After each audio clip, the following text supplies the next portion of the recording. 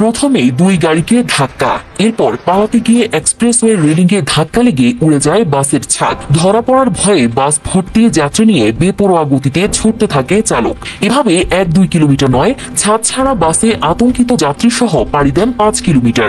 যাত্রীরা চালককে বাস থামাতে অনুরোধ করলেও তিনি তা উপেক্ষা করে ঢুকে পড়েন অন্ধকার গ্রামে। আতঙ্কে চলন্ত বাস থেকে লাফিয়ে নামতে গিয়ে আহত হন কয়েক যাত্রী। বৃহস্পতিবার রাতে ঢাকা মাওয়া এক্সপ্রেসওয়ে শ্রীনগর এলাকায় ঘটেছে এই অবিশ্বাস্য ঘটনা। বাসটির নাম বরিশাল এক্সপ্রেসওয়ে। যাত্রীরা জানান, বাসটি প্রথম ধাক্কা দেয় একটি মাইক্রোবাস ও একটি কভার্ড ভ্যানকে। এরপরই চালক পিছনে পুলিশ ও সেনাবাহিনীর গাড়ি দেখতে পেয়ে আরও ভীত হয়ে পড়েন। সমসপুর এলাকায় রেলিংয়ে ধাক্কা খেয়ে বাসটির ছাদ উড়ে যায়, তবু থামেননি চালক। যাত্রীদের মাথার উপর তখন ছাদ নেই, কেবল খোলা আকাশ।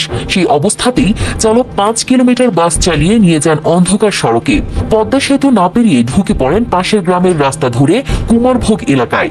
সেই সময় অনেক যাত্রী বাধ্য হয়ে চলন্ত বাস থেকে লাফিয়ে নামার চেষ্টা করেন বলে জানা যায়। তবে ছাদ উড়ে গেলেও বড় কোনো দুর্ঘটনা ঘটেনি বলে জানান শ্রীনগর ফায়ার সার্ভিস। ব্রিজের উপরে থেকে একটি বাসের ছাদ ভেঙে পড়েছে। সেই ছাদটি ভেঙে পড়তে পড়তে সমস্ত যাত্রী সামনের কাছে এসে ছাদটি ভেঙে পড়ে যান্ত্রিক ত্রুটির কারণে, এবং সেই বাসটি ওজন স্টেশন মাওয়া ওজন স্টেশনের কাছে হাইওয়ে পুলিশ আটক করে।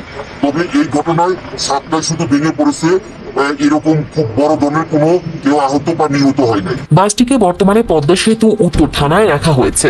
চালককে ধরার অভিযান চালানোর পাশাপাশি আইনগত ব্যবস্থা প্রক্রিয়াধীন রয়েছে বলে জানায় পুলিশ। News desk, RTV।